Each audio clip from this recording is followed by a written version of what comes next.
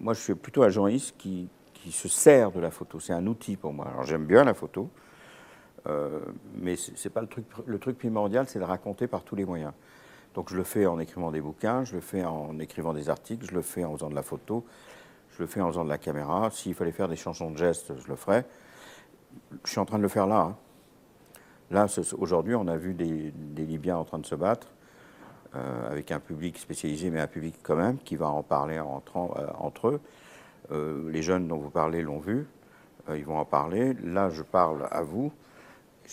Je continue à raconter l'histoire de la Libye et je continue de faire ce métier qui est pour moi plus une façon de vivre. On est des témoins, on a ce privilège de pouvoir aller sur le terrain et d'avoir envie de le faire et de savoir le faire pour pouvoir raconter aux autres, ceux qui ont un travail différent et qui ne peuvent pas le faire ou n'ont pas envie, mais qui ont besoin de savoir.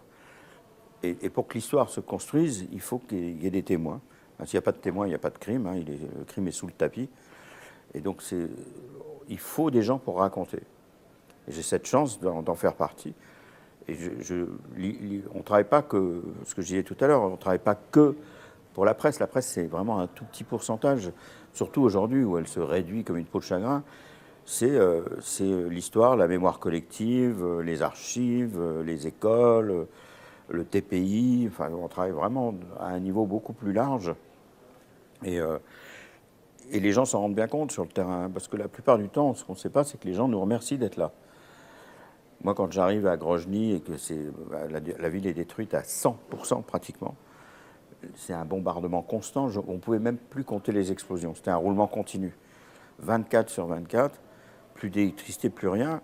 Quand les civils m'ont vu arriver, même les combattants, ils m'ont remercié d'être là. Ils m'ont dit, mais tu étais venu de Paris pour te foutre dans cette merde et raconter notre histoire. Du coup, ils me racontaient leur histoire. D'où ils venaient, pourquoi ça se passait, qui étaient les Russes, quelle était l'histoire de la Tchétchénie, etc. Et c'était passionnant pour moi et intéressant pour eux. Et puis surtout, ça complique. Bon, là, les Russes, ils s'en foutent un peu, mais normalement, ça complique l'agenda politique de celui qui agresse d'avoir des journalistes. C'est pour ça qu'ils essaient de les flinguer, quoi. Ce qui prouve que notre travail est utile, si toutefois on se pose la question, c'est pourquoi l'armée américaine, l'armée israélienne, ou plein de stratèges militaires essayent de contrôler et d'éliminer la presse. Ça fait même partie des plans militaires maintenant. Alors on va mettre des canons ici, des chars là, et où est-ce qu'on fout ces journalistes qui nous emmerdent? Ça veut dire qu'on les emmerde. Donc on est là pour ça aussi. Pas pour les emmerder, mais pour montrer ce qui se passe. Je pense que dans notre métier, il faudrait, d'ailleurs, je ferai un workshop dans l'association, bannir le mot scoop. On s'en fout d'être les premiers. Il ne faut pas, il faut réfléchir à l'information qu'on donne. J'ai trop entendu en Libye ou ailleurs des journalistes qui disaient nous sommes les premiers ou nous sommes les seuls à être entrés à la France. On s'en fout. Quel intérêt? On fait un concours et alors ils sont les premiers, et puis c'est peut-être les plus mauvais journalistes du monde. Ils sont les premiers de quoi? Du 16e arrondissement? Enfin, on s'en fout. Ce qui nous intéresse, c'est ce que pensent les Libyens, les Syriens, les Turcs, les Grecs, enfin j'en sais rien, mais on s'en fout de ce que pense le journaliste. Pourquoi il montre sa gueule d'ailleurs? Moi j'ai envie de le pousser, de dire attends, tu veux pas laisser le Syrien qui est derrière me raconter son histoire? Je suis pas venu, j'ai pas ouvert la télévision pour savoir ce que tu penses. Je m'en fous.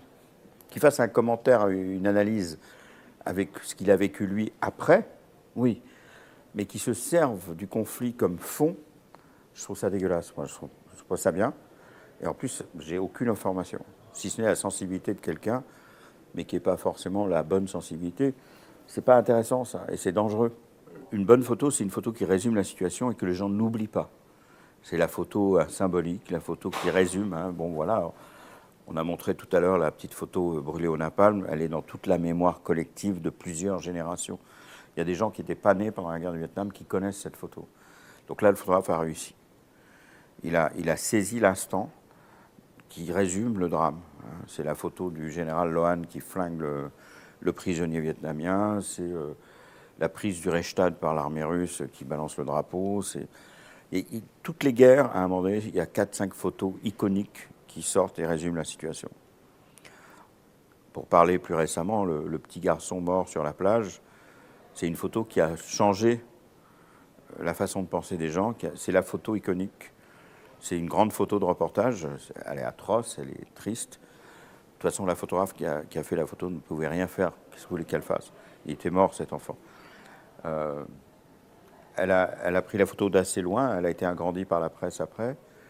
Pourquoi cette photo a touché tout le monde? Pour la simple raison, c'est que je ne sais pas si vous avez des enfants, mais il a exactement la position qu'a un enfant qui dort tranquillement quand vous allez le soir vérifier s'il respire bien, s'il n'a pas froid. C'est atroce. Il a ses petites chaussures. Enfin, c'est...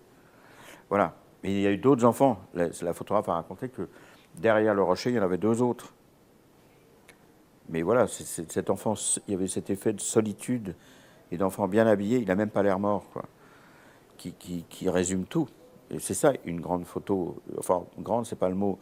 Une photo puissante qui va faire bouger et qui va gêner nos politiciens gras et avec les chaussures pointues qui branlent rien.